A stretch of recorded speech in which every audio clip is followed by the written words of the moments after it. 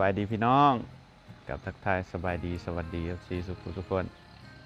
สบายดีตอนเที่ยงเนาะพี่น้องเดี๋ยวจะมาถ่ายอัปเดตให้เบิ่งคือเก่าคือเดิมนะพี่น้องเลยตอนนี้ก็จะอันนี้เฮ็ดเป็นรูปเป็นร่างเรียบร้อยเนาะนี่ทุกคนทางเฮาเวลาโค้งมารถมากก็จะประมาณนี้เนาะลงเถียงเลยนี่ผู้ใดมายามก็ขับรถหอดไปเลยจอดไว้รถไว้แถวนี้เนาะหิวเข่าหรอวะอันนั้นเข้าประทัดในหนึ่งเข่าสั่งถือมาอยู่บ่ ว่าสิอันนั้นว่าสิหนึ่งปลากินกับเขาประทัดหนึ่งเขาก็กระมาอันนั้นจะว่า อยากจะตัวหิวเห็นแล้วกันถือมากินนั่น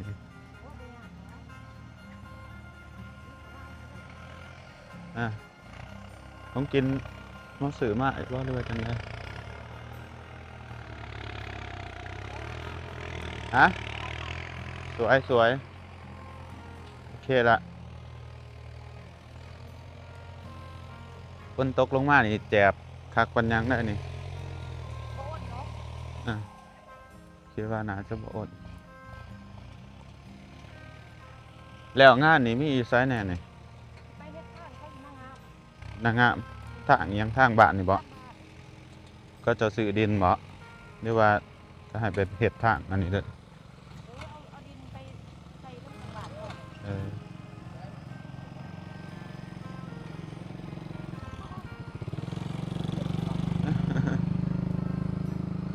นี่โค้งบนนี้ทุกคนชืดรถโค้งได้อยู่เนาะชืดมาสบายเลยเนาะกว้างได้เปิ้นเมาเนี่ยระวังในเด้อทุกคนผู้ใดสิมาบ้านก่อนตายตกนี่ขาหักเติบแล้วนี่ ได้เมาเด้อแต่ว่าอีก2-3 ปีมันถนนมันอาจจะยุบลงอีกเนาะพี่น้องเพราะว่าคันดินมันแจบลงมันอาจจะยุบลงอีกหลายเส้นเติบอยู่บ้านมาสุกกับประมาณนี้แหละเนาะทุกคนวันนี้เป็นกันตรงหน้าหายขันหน้าหายตรงนั้นให้หนึ่งตรงนี้ให้หนึ่งตรงนั้นให้หนึ่งสวยงามบ้านไหนปลูกบาดอนเป็นคือสิตะวันกะนะมันนี่บ้านเขาเลยนี่ตรงในท้ายคือเก่าอีกได้เนาะสิวันเขาก็ได้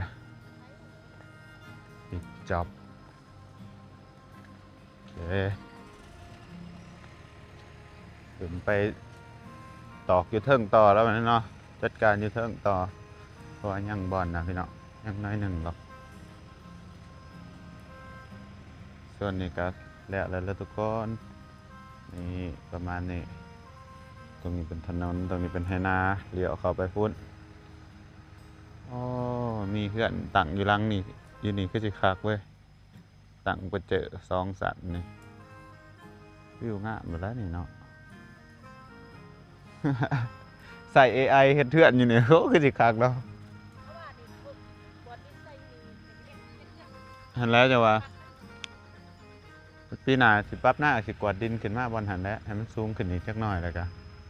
เพราะบ่ได้ถมลายประเทศเฮือนโอ้ผีแดงขั้นบาสีอันนี้แต่มันทำกระดังผีแดงซ้ำทางพุ่นละซ้ำมันนี่พุ่นละอันนี้คุณมันปัดดุกกว่าอยู่ผีเรื่องไรเติมแล้วลายรถอยู่หรอกคิดว่าแล้วทุกคนได้บรรดาจังสิพาขึ้นไปบนนี้พุ่นเด้อย่างขึ้นมาไว้หรอกก่อนขี่รถจะขึ้นไป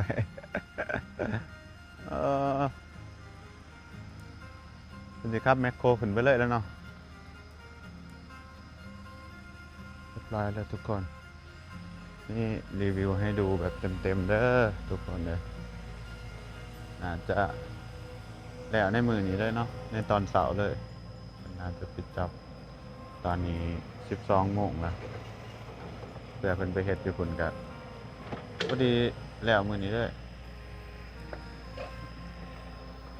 เป็นจะได้พี่น้องคอมเมนต์มาบอกนะเด้องามอยู่บ่ที่ว่าสุกปรับเปลี่ยนที่หน้าใหม่เนาะเป็นกะเฮ็ดให้สวยงามสำหรับความกว้างของทางเฮากับประมาณ5 เมตร 6 เมตรผู้ประจักษ์ มีบอลกวางบอลอะไรเนาะแต่สำคัญก็คือเผื่อมันหยบก็จะเห็ดงามนะครับเป็นรูปเป็นรางเป็นถนนฝนตกมาอันก็แจบเองเนาะอันนี้มันบ่ได้มีรถเอียงว่าเขินว่ารถอัดรถบดนะกันมีรถบดแห่งคักเนาะแต่ว่าคันมีรถบดนี่คือสิราคาต่าง ตั้งเหยียบตั้งบด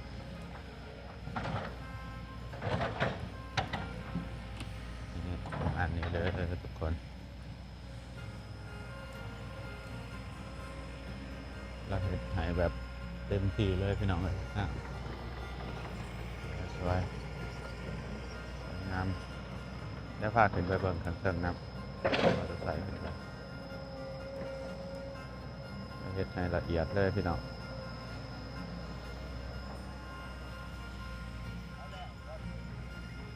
บอลหนีแล้วยังแต่ทั้งเทิงหั่นแหละบอลนี้หันเรียบร้อยเนาะพี่น้องประมาณนี้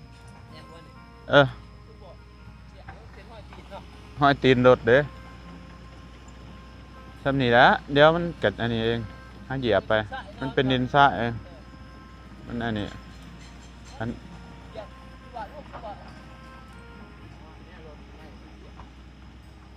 รถอันนั้นผู้แล้วมาเหยียบมันจังสีค่อยแจบลง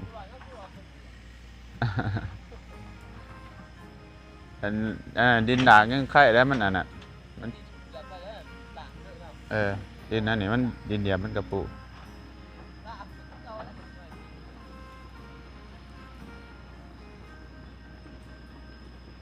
โอ้มาลองทางใหม่ก่อนพี่น้อง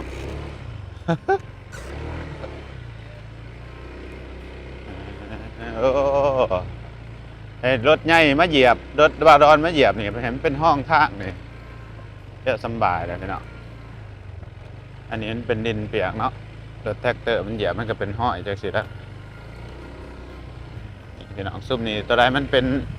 ดินดากมันก็เป็นอีกแบบหนึ่งโอ้ก็คือขับรถมือเดียวบ่เป็นเดี๋ยวพามาเบิ่งข้างเทิงนำเนาะพี่น้องนี่ทางเขามาซิวเลยนี่บ่อนนี้ครับมันเป็นดินด่างมันกันแนวนี่เนาะพี่น้องอันนี้ดินผสมหินเด้อพี่น้องเด้อเอิ้นว่าดินแดงบ่บ้านบ่สุกเอิ้นดินดาก ดินแดงมันก็สิแจบเลยเนาะคันดินหน้าบ่สุกได้แน่นี่คักก็ได้นี่เดี๋ยวบ่สุกมีเงินมีค่ำเนาะสิซื้อหินมาใส่หรอกอยู่แถวหน้าฮะถ้ามันบ่สะดวกสบายในการเที่ยวบ่สุกก็สิซื้อหินมาใส่แต่ว่าคันมันแจบมันดียังก็เขาก็บ่เปลืองเงินซื้อเนาะนี่ถ้าเจ้านาจะมาปิดจ็อบบอลนี่เนาะทุกคนพี่น้องขึ้นนี้มันตรงไปเลยอันนี้ทางสาธารณะเนาะเที่ยววันไหนก็เที่ยวแล้วแต่ว่าปีใดเขาจะมาอ้อมหัวดินเขาเลยอันนี้เป็นดินส่วนบุคคลเขาอ้อมวันไหนเขาก็จังยับออกมาแล้วนี่ก็ได้นะบางอย่างนะพี่น้องป่ามันได้เบิกออกเลยเด้เอากระปับใส่เอานี่ปิดจ็อบทางออกวันนี้โอ้ยฝนตกกับเที่ยวได้อีรอกบอลนี่พี่น้องนี่มันมีหินเนาะนี่มันเป็นหินแนวนี่มันก็สบายนี่ตกกับโบเละโบติดอันนี้รถพร้อมซุ่มหนักกับสีหินคือกันเด้อแต่ว่ามันบ่ทันได้แจบเนาะนี่โอ้พี่น้องสบายบ่มีเละสบายเลยมีแต่หินบางนาทีหินดากผสมหินเนาะดินดากผสมหินดินงามเหมาะสำหรับถนนหนทางเลยสะดวกสบายนี่ส่วนนี้เป็นทางสาธารณะรถเหยียบได้สบายปีแรกอาจสิได้ลุยขี้ตมแน่เนาะพี่น้อง นี่วันนี้ปิดจ็อบไป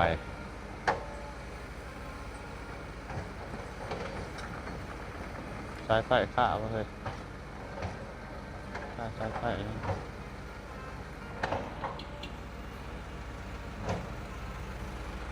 อันนี้บนท่อเขาหนาจะได้มาขวดเนาะทุกคนปากท่อไอ้ดอนไม้ไว้อยู่เพราะว่ามันนั่นน่ะเด้ปากท่อมันดินมันถมเขาต้องขวดให้มันเป็นอันนั้นขึ้นดูแลที่เด้ไอ้ดอนเป็นไม้ไว้อยู่เนาะแบบเท่าเบิ่งตาน้ำก็มันจะเป็นจะไดน้ำน่าจะบ่แห้งหรอกว่าสุคิดว่าน่าจะค่อยๆ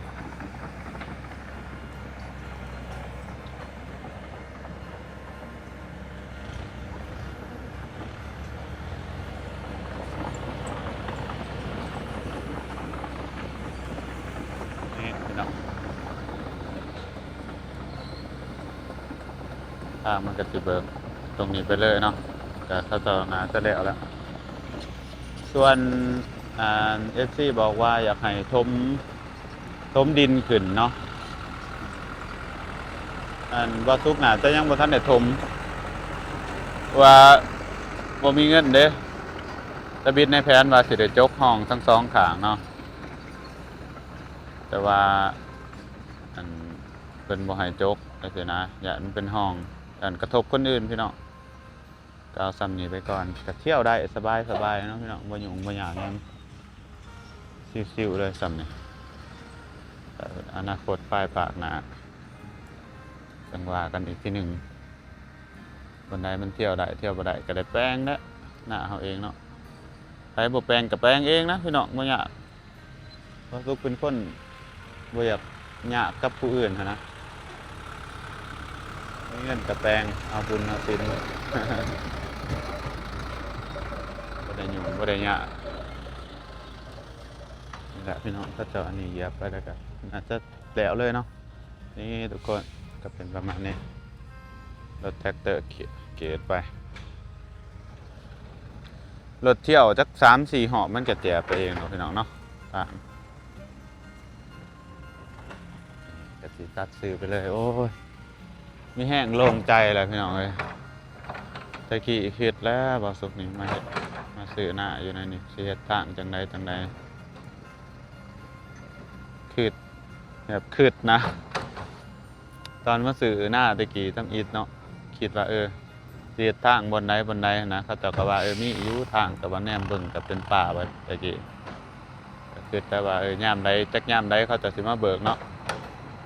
ก็ได้บ่ได้มาเฮ็ดหยังในหน้านะก็ได้ว่าซื้อถิ่มไว้ให้อ้ายมาเบิ่งอัดมาฮอดปีนี้พี่น้องได้เฮ็ดทางได้หยังเข้าไปแล้วเนาะก็มีแห้งนะพี่น้องอ้ายน้องตัวเองมาอยู่ก็สะดวกสบายมีแห้งแบบใดก็คือมีแห้งแบบว่าเบาทุกข์อยากมาอยู่ยามใดก็ได้สินะมีเงินมีคำมื้อใดมาเฮ็ดเรือนเฮ็ดซ่านมื้อใดก็พร้อมมื้อนั้นเด้อนะบ่ต้องมาเสียเวลาเบิกทางใหม่บ่ต้องเสียเวลาคิดใหม่เพราะว่าเราได้เฮ็ดแล้วเรียบร้อยได้วางแผนเรียบร้อยแล้วเดินทางตัวนี้ก็บ่มีปัญหาตลอดชีวิตโดดละเพราะว่ามันเป็นทางหลวงได้เด้บ่ได้ผ่านดินคนอื่นเขาล่ะเป็นดับดินคนอื่นเขาเจ้ามาเที่ยวเท่านี้เขาก็สบายเนาะพี่น้องสะดวกสบายนำกันเขาจะกะโชคดีไปส่วนบ่าวสุขกะได้บุญไปเนาะ ขอให้ชีวิตตัวเองเจริญก็พอแล้วพี่น้องบ่ขอหยังหลายขอให้มีแต่คนฮักคนหอมเด้อพี่น้องฮักแป้งบ่าวสุขเด้อ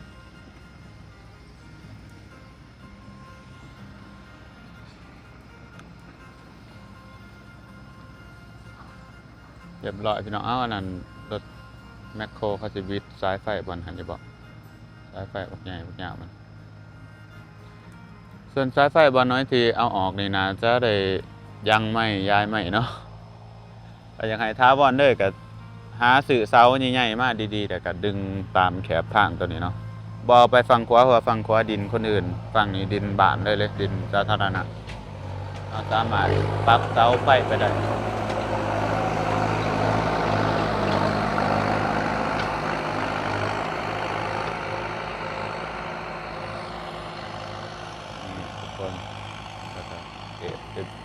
ที่เหลือก็ขึ้นกับธรรมศาสตร์กับคนเที่ยวเนาะมันก็ค่อยแจบๆลงเองรอบข้างก็ได้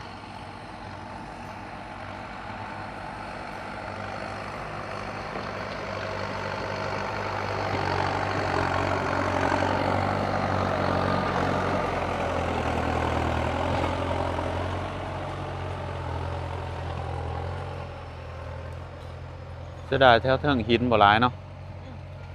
เป็นหินลายนี่คักเลยอ่ะบ่อนน่ะแหละบ่อนหันได้คักละเลย ดิ้นให้มาก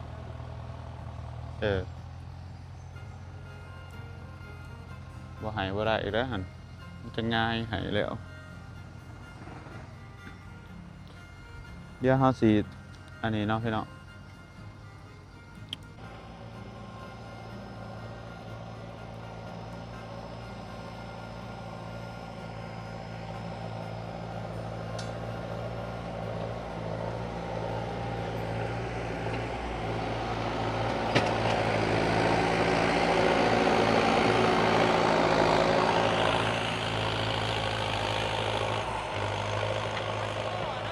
อะ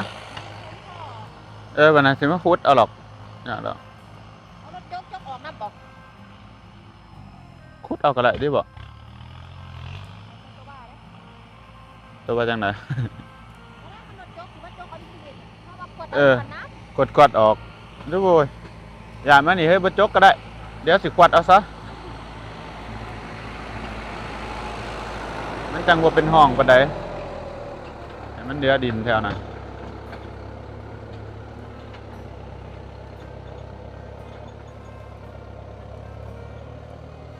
เรียบร้อยทุกคนปิดจ็อบนั่นตัวนั้นท้ายตรงขึ้นไปให้แน่เด้อมันตรงไปหั่นล่ะให้มัน ตัด ให้มันซื้อกันหั่นแหละนั้นเป็นทางขึ้นไปเลย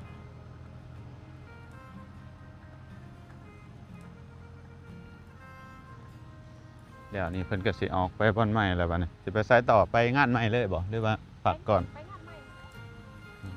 กับโบราณเราก็ผ่านช่วงที่รถมันบอกรถช่วยแต่ใหญ่รถเมื่อ Ừ. บริษัทบุญด้วยค่ะบริษัทบุญต้องเข้าได้เลย Bên buồn bạn đâu? Ngoan chú buồn bạn đi. บุญบาทที่ได้อีกแล้วอีกบอก Ừ. Chuyện với những buồn bằng phải thì nó cũng ươn buồn bạn không bạn nó khám. Để mà ươn khăn vàng thì phảiถ่ายบรรยากาศให้เบิ่งบุญบั้งไฟ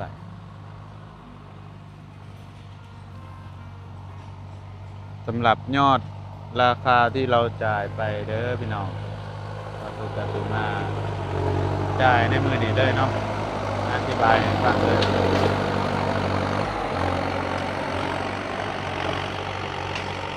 สำหรับเราที่จ่ายไปคือ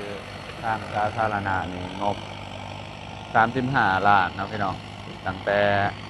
ตรงนั้นนะเนาะตรงนั้นจนหอดพูนจนหอดดินเขตแดนครับพุ่นละ35 ล้านคือว่าประมาณ 50,000 บาทพี่น้องส่วนทางหน้าเฮาหัน8 ล้านกีบประมาณ 10,000 กว่าบาทเนาะเบ็ดเสร็จวันนี้เฮาสิจ่ายเพิ่นมี43 ล้านกีบเนาะพี่น้องแต่ว่าก็ทุกสิขอจ่ายเพิ่นครึ่งหนึงก่อนเนาะพี่น้องเดี๋ยวเดือนหน้าสิจ่ายเพิ่นอีก